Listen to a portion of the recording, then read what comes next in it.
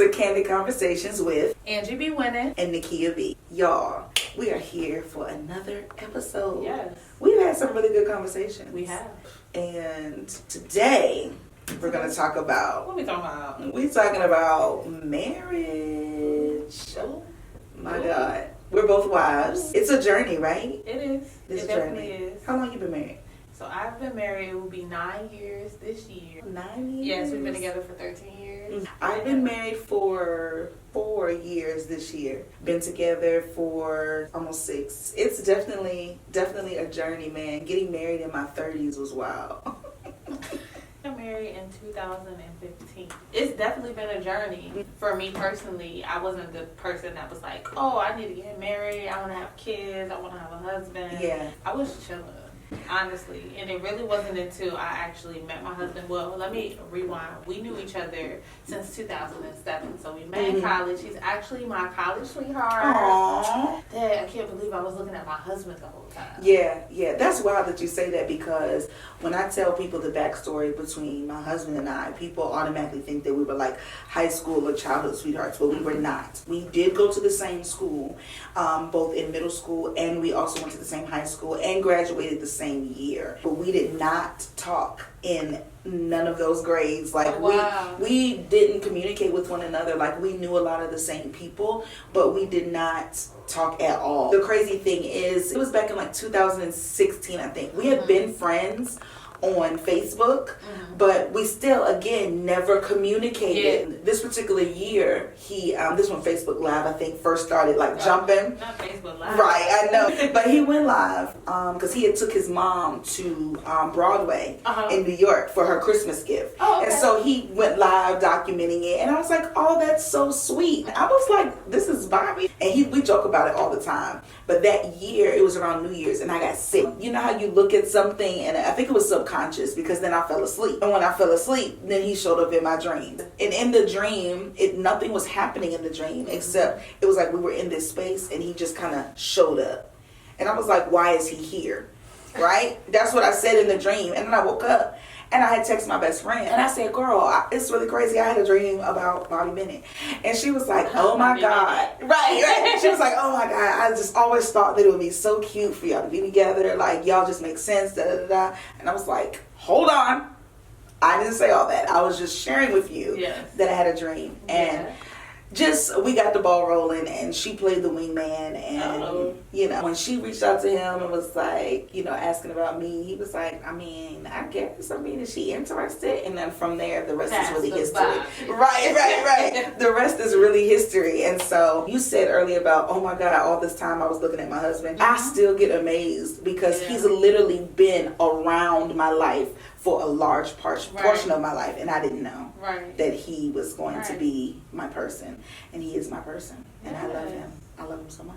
That's my guy. I know you do. That's the Bobby. I feel the same thing. I think that, you know, it's really important to bring friendship into your marriage, because my husband and I were friends before we even dated, before you know, we got married. That was a foundation that we have, and that's just a foundation that we still bring into our marriage to this day. That's my person. That's my dude. And as we've grown and just been able to have those uncomfortable conversations, that's how we grow together. We have to be honest in our marriage, and going back to that foundation of friendship. Like, a true friend not only tells you, you know, great things, but they also tell you the things that you need to hear. Oh yes, because my husband, he does not mince words with me, okay? The man of God is going to tell me exactly what he feels and what he senses. But, you know, he is kind, because he can be very straightforward. I think with me, he's learning like a level of sensitivity, right? To not, you know, you can't always just go for the gusto with your wife. Like, sometimes you gotta put a little sugar on it. You know what I mean? And so he's like that too. We are friends too. Like, I tell him all the time, honestly, and I have best friends, best girlfriends, and I love them, and I love hanging with them. But if I had to like really choose down to the wire who I would rather be with, to like go on a trip or to spend an extended period of time, it would be him. Like, we have really a genuine good time together. We really enjoy each other's company. He had told me like last week, you know, I enjoy doing life with you. And I said, I like doing life with you too, babe. And so, yeah, we're still new in it. And some people would call it like the honeymoon stage. Yeah. But we are such best friends that we just, I don't know. I think it's going to always be like this, to be honest. Yeah, and I think it's important to make sure that you, how can I say this? You have to water your marriage. Yeah. So as we grow and we do life together, as we're experiencing life together, the word says that, you know, the two will become one, but we're still individuals. Yeah. And so we grow, there's things that we're experiencing apart from each other, and we're still individuals. Yeah. And sometimes we can bring that into our house. So jobs, frustrations, unspoken expectations, and unrealistic expectations. Yeah. And I think the biggest thing is establishing a communication regimen that will benefit both you and your partner. And that's just something that, even though we've been together for a really long time, I would say maybe within the past recent 3 years, we've really been able to kind of get into a groove. Yeah. As far as how we're going to talk to each other, how we're going to communicate to each other, because, you know, earlier in the marriage, I don't know who that bad was. Now I don't know who he was. Because the enemy wants to divide. Yeah, yeah. Something that we learned in church from my brother-in-law, and he was saying, you know, in the word where it says, you know, binding the strong man.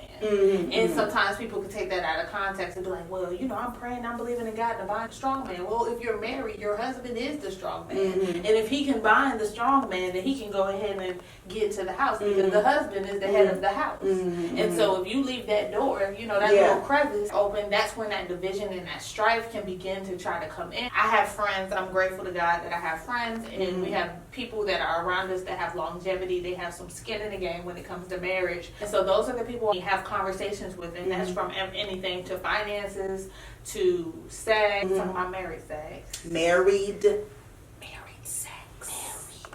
All right. Just because they have the skin in the game. So it's just like, am I tripping? Yeah. Or is this a part of the territory? And it's really just all about, we have to be always solution oriented. Like, problems are gonna come. You know problems are gonna come, because when you say your vows, listen, he already tell you, fine, this is what it is.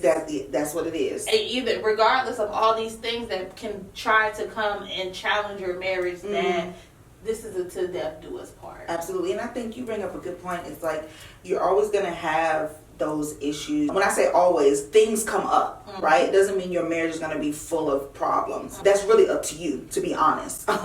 You know, because you create your family dynamic. You create the atmosphere you want in your relationship, in your home. We talked last episode about responsibility, right? Yeah. And it is our responsibility to create the type of relationship that we want. And one of the things you do have to do is not just having friends that have skin in the game, but having friends that are of the belief of they're going to hold up your marriage. You know, sometimes we get so caught into having people in our wedding for aesthetics. But no, first of all, you need to know, are your friends really happy for you, or are they jealous of you? Okay? Are they really going to support you in your marriage when things go wrong? Whether they're married or single, are they going to really support you in your decision? Or are they going to, the first chance that they get to bash your husband just because you're mad at him? You know what I mean? Right. I have a really great friend. She's married now. Congratulations to her. If she listens, she knows what I'm talking about. She just got married this year. But at the time when me and my husband got married, she was a single woman. She was the friend that lived the closest to me at the time. Well, I still have a key to her house, but I had a key to her house. And me and my husband, we don't really argue, but we do have, and we've had difficult discussions, and sometimes they can get uncomfortable, right? And so we don't argue and yell at each other, but we'll just have those heated conversations, heated fellowship. That's what my pastor called it, a heated fellowship. And we had a really interesting, in the beginning of our marriage, we were just trying to, it was really surrounded around expectations that weren't voiced. And so we had a really interesting conversation, and I said, you know what, I'm going to step out. I'll be back, right? And he was like, okay, I'll be here. That was his attitude. Okay. So I left, and I said, well, I'm going to go to my girlfriend's house. I told him who it was. And so I went to her house. I said, girl, I just need to talk. And I get to the house, and I'm crying. And she just immediately takes me to her room, give me some tissue.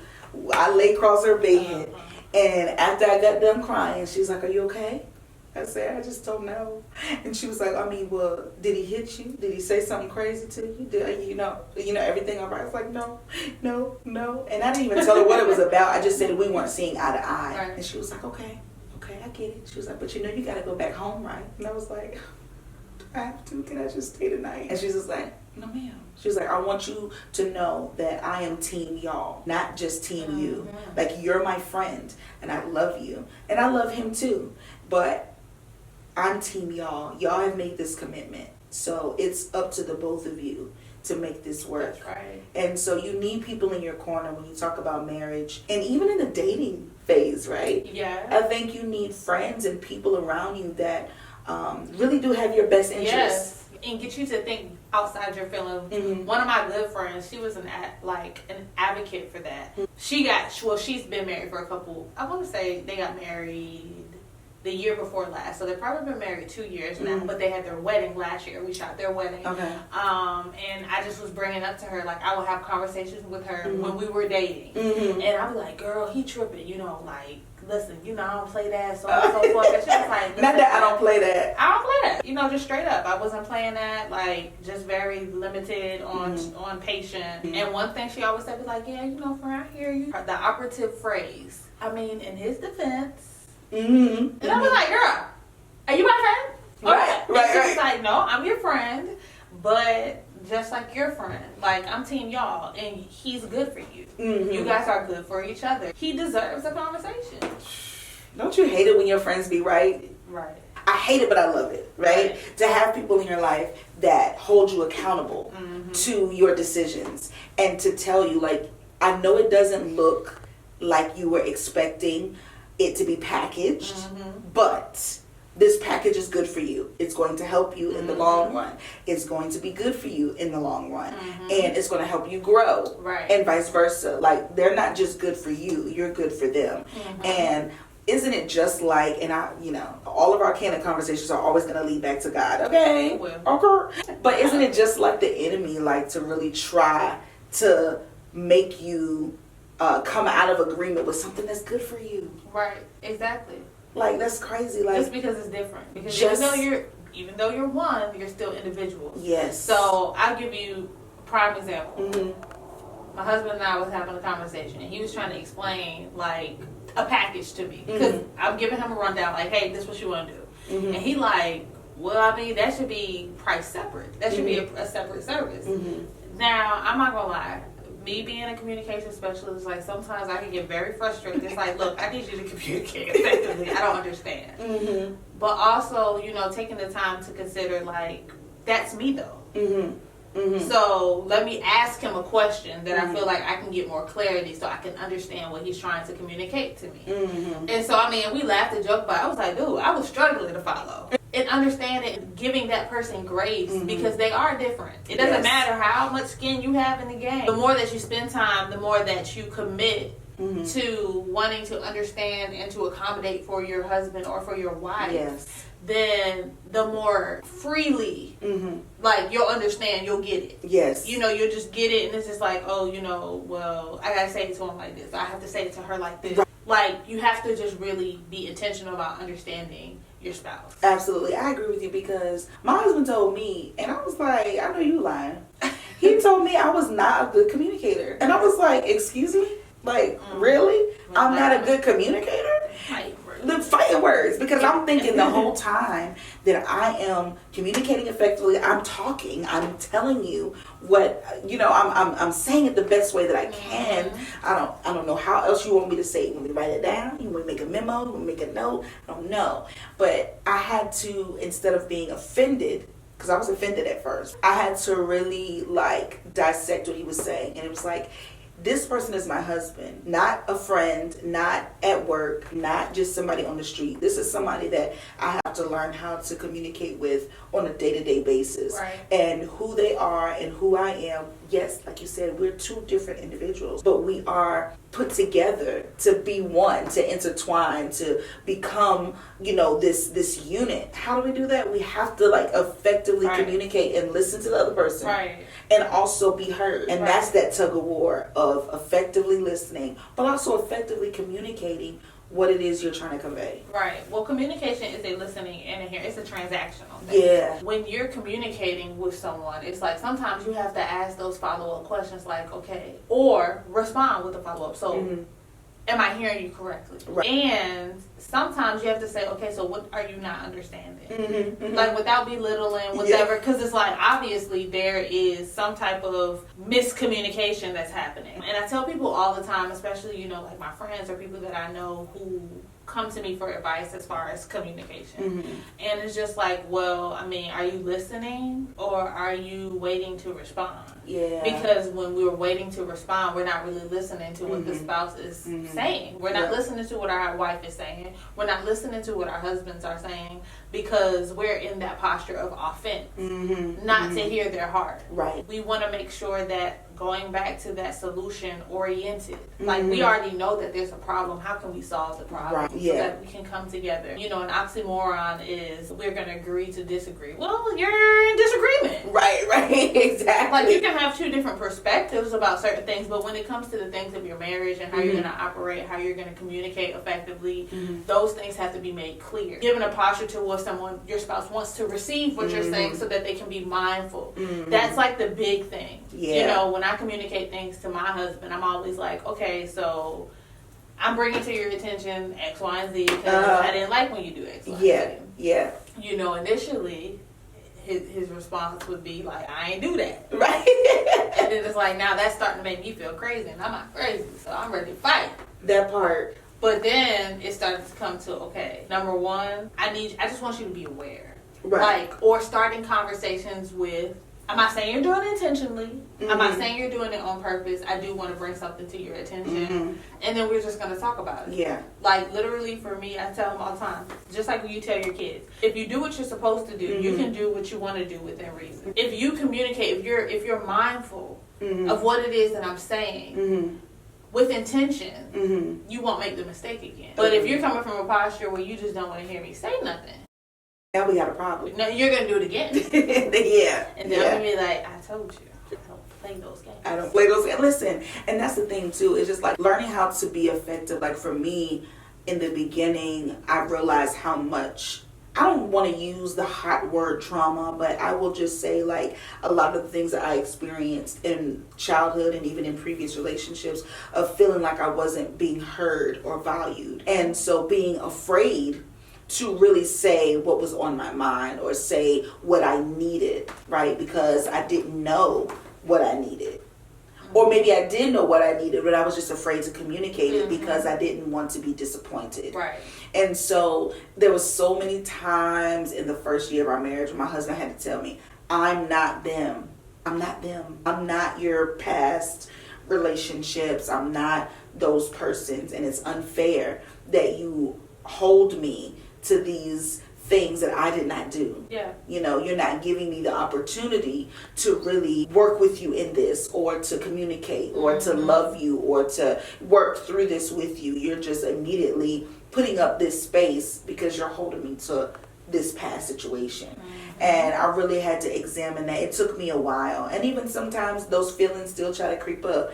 But you have to be aware of, am I living in the moment to understand what's going on right now? Right. Or am I experiencing this based off of previous encounters? Right. And that's the key. And be willing to unpack that. Yes. Like, and have a partner that's willing to sit down and unpack with you and not feeling any type of way when your spouse does not agree. I mean, there's some situations where it's like, well, we're not going to agree on that. It ain't no agree to disagree. We're not going to agree on that. There's no, like, I'm not going to leave away with, all tight, all puffed up because you don't agree with me. It's just, okay, some things are just not going, you're not going to agree. But when it comes to the foundation of your marriage and how you guys are going to do life together, you have to be absolutely in agreement with one another and like handle each other with care. The one thing that I tell my husband all the time is you're the head and I'm the neck. And neither one can operate without the other. We have to ensure that I don't know how I feel about this, some people, but being in a safe place for our spouse. Yeah, absolutely. Because especially, the man that goes out and that's the provider and that's subjected to all these different elements, these different people, and to come home and have to deal with, bagging and all types of stuff. And we just want to, just like we need to be affirmed, as do they. You make a great point. Sometimes we discount our husbands and their, not just their role, but their feelings about situation. I have to consider his feelings. Yeah. And just because he's a man and he doesn't express his feelings the same way that I do, does not mean he doesn't have them. And I have to be fair to him. And we have to love on each other through the difficulties of life, through the challenges. Absolutely. It's not just about how I feel. And so that was a shifter for me in our marriage, to just be considerate of his feelings, because he's a man. Most men, if they're a man's man, they're not going to walk around crying and just like, oh, I gotta do this, I gotta do that, or moping. They're just gonna figure out how to make it work with whatever they got. And that can be stressful. Yeah. And whether it's through work, whether it's through school, whether it's through, finances, whatever, they're just gonna try to figure it out. And the moment that we, as their wife, as their partner, dismiss them, that can make the marriage difficult. Yeah. And so I always want to be considerate of his feelings and his thought processes, and not just always think that it's always about me. You can't be one-sided. Yeah. Because we might think that we have the greatest ideas, and sometimes we too. Right. Like, they want to be heard, just like I said, they want to be affirmed too, they want to be loved, and just like we want them to love us through our stuff, because we be coming with a lot, girls, sis. We be coming with a lot. We want to make sure that we're just as accommodating, that we are a listening ear, and that we do respect. Respect is the big thing. But, our husband has to say, but ultimately, if you respect him, then you will respect what he has to say. Facts. The big thing that I've been hearing a lot, and that I being married for a few years, I think I hold it to be true, is that men, they thrive off of respect and honor. And it's like, if you honor them, if you respect them, they'll do anything for you. Like, they will move the heavens and the earth for you if you respect them and you honor them. We look for security, right? We look for safety, and they thrive to be that protector and that provider. And so with that, it's just like understanding how we all love differently. It's more than just like the love language thing, right? Because I have mine, he has his, and as we grow in our relationship, the way that we feel love from each other changes, right? But I think the basis of it is that we're always going to want to feel secure and safe. Right. And they're always going to want to know that they are being respected and honored as men and trusted to an extent. I agree. And so when we make sure that we love them that way through the changes of life, I think that just helps your marriage to grow into a really beautiful thing. And my husband always says, marriage isn't hard. Yeah, it comes with challenges, but it doesn't have to be hard. It's really about how you approach it. And there are going to be challenges, because you're talking about spending your life with, the same person who's also growing, changing, developing, learning more things, and really being committed and driven to your union and to your vow. The ones that you committed before your friends, your family, most importantly to each other and to God. Yeah. Before God. You said that you were going to do all these things. Yeah. So it should be important for you to be like, all right, let's stop what we're doing. Because, we were part of the cold shoulder game back in the day. Okay? and I'm talking 3 days. But it never really settled. I didn't like that. I would say that we bring some ego into our marriage, because it's like, well, you made me mad, so you need to say something to me. But for me to be a communicator, not to communicate, is very detrimental to me. Yeah. So if I need to get something off my chest, then I need to communicate it without getting to the point where it's like, I'm going to tell you how I feel, but also respect that you don't have a quick response as I do. Yeah. But you know where we are, so you can't never say. Yeah. You didn't know. Right. When because I could be passive aggressive. Y'all pray for me. That sounds familiar. Y'all pray for me. I could be very passive aggressive. And you know how in the beginning I was getting so frustrated at myself for being that way. If we didn't agree on something, I would show out in just like the way I communicated. Like one word answer, or just like this tone, like, no, okay. Is there anything else you need? That kind of thing. And it's just like, I know. I've gotten better, I believe. But even just recently, my husband was like, he had an attitude with me. And I couldn't control the outcome. But I was just like, well, why you got an attitude with me? I didn't do it, da-da-da-da. And he was just like, I'm not saying that you did anything intentionally or that it was malicious. I'm just saying, like, I have an attitude right now. Just let me be all right. And I'm just like, okay. He was like, well, why you got an attitude? Because I got an attitude. Can I just have an attitude by myself? And I'm just like, man, whatever, bro. Yeah, can I just have an attitude by myself? Let me have an attitude. Right. But it's just really just honestly learning, like, how to not be so passive in your communication and being direct. And it's just that communication is always going to be at the top of the list for any successful relationship, especially a marriage, but any relationship. A friendship is going to require effective communication. You know, a work relationship is going to require effective communication between, you know, client and business. And it's when the communication starts to fall is when it just all starts to fall apart. And I just think that we just have to, communicating effectively is, and also doing it in every stage in life. Yes, and doing it in love. Communicating in love, not communicating with an attitude. I can't. You know, puffed up, no. I mean, you can be disappointed. Like, I'll give you an example. I can't remember what the situation was, but God pretty much was telling me not to say nothing. Mm-hmm. So, but I still had an attitude. I'm like, all right, well, I'm not going to say anything, but I'm still going to have an attitude. Husband's demeanor wasn't changing. Mm-hmm. And so I had talked to one of my really good friends, and she was just like, I mean, okay, cool. Like, God has told me to be quiet plenty of times, but are you doing it in love? Or are you doing it in spite? Like, he wants you to be quiet. You're being quiet, but you're not being nice. You're not loving him through whatever it is that you want him to do better. Like, you're still being mean. If the goal is to get your significant other to change or to hear you or to see you, it is your job to create that space for them to do what it is that you need them to do. And a part of that comes with understanding that they're different and that they comprehend, understand, do everything slightly different from the way that you would do them. It's the hard conversations. We have to have them so that we know, like, because the biggest thing is we all have a bit of an ego. But your ego cannot overshadow the covenant. And so when you have your... Do we have a preacher in the house? No, don't say your that. Ego. Come on. And not overshadow. Okay, yes, Lord. The covenant. Okay? I'm here for that. That's a word. I'm going to let you have it the first time, but if I preach it, then you got to let me have it. No! How you going to preach it? I mean, I don't have no choice at that point because you done stole it. And I'm going to come right up here and be like, y'all know Nakeyia stole what I said. But no, that was really good. So, yeah, we can. And what I mean by that is I have to, if there's something that I'm doing that rubs you the wrong way, and you tell me, like, as long as you deliver it the right way, you should receive it. Like, if it's delivered in love.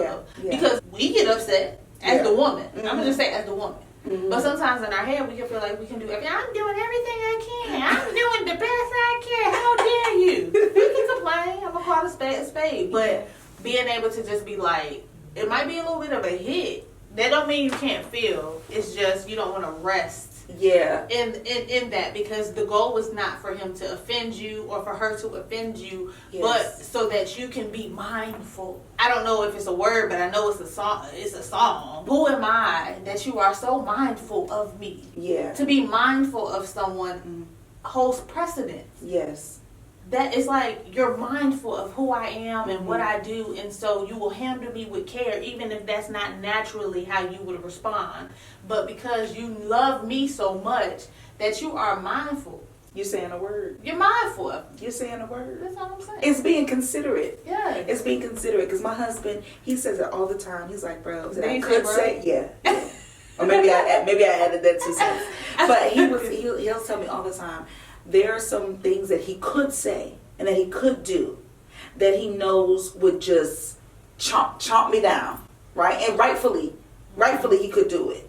But he's just like, a lot of times Holy Spirit will tell him, don't say that. Apologize. Find other words. You know, because if he really said it how his nature wanted to say it, offer a response, it could be detrimental. And I think that is the thing that we have to have.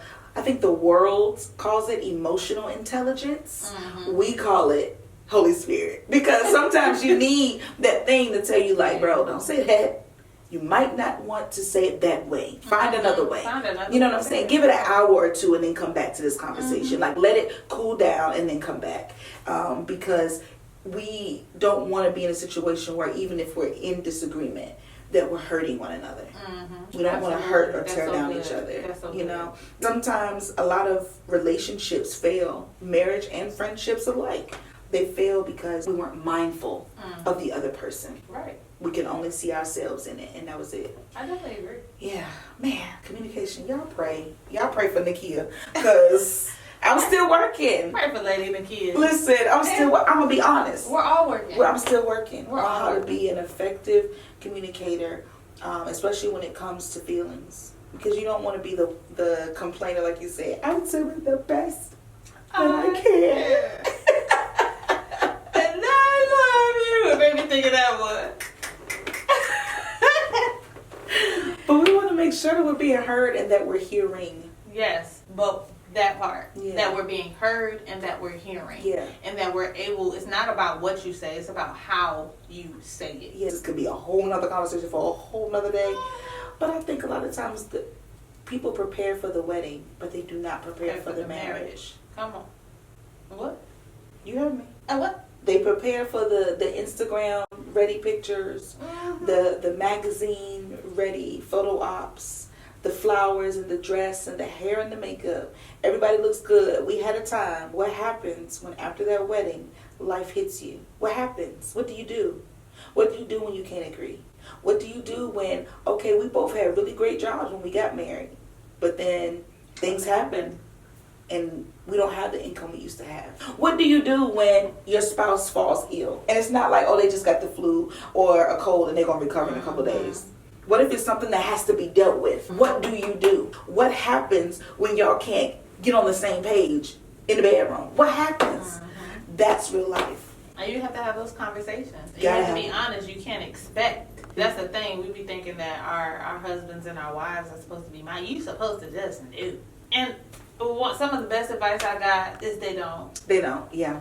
And we have to tell them in love, this is what I need. Or, boo, you got some time to talk. Let's hang out. Let's talk. Let's get some food. Whatever. But making it in a space to where not only you're able to communicate your feelings, but that they're able to like hear you and receive in the heart, so that they want to make those necessary, changes. I think, listen, marriage is beautiful, y'all. You just gotta learn how to talk to one another, right? You gotta learn how to process. Don't push the issue. Sometimes your husband, he might need a day or two to like think about everything you shared. Give him space. Sometimes he can be just as disappointed as you or just as happy as you. He's just gonna express it differently. Give him space. And marriage is beautiful at whatever age I think that you're ready to do it. Well, what is one thing that you want to leave or that you would say to our viewers about marriage, or even those who desire to be that aren't? I would say, y'all, not even trying to be funny, but y'all know how Sierra prayed her prayer. Talk to God about it. I had that situation where I was in my 30s and I thought that I didn't need to bother God with the desire of marriage and picking the right spouse. Talk to God about it. That's what I would tell you. If you desire marriage and you believe in God, I need you to talk to him about it, because he can help you in that area too. He's not too big or too small to not consider. Be mindful of your heart's desires and be open. Be open. Don't be afraid to explore. What I mean by that is sometimes we get caught up in our package of like what we're attracted to or what we won't do or will do and all this stuff. Just talk to God about it and let him do the work. That's what I would suggest for somebody, especially that desires marriage and your age is getting a little up there. It's never too late. Talk to God about it. And I would just say, as my pastor told me when I was still single, a marriage will work if you work it.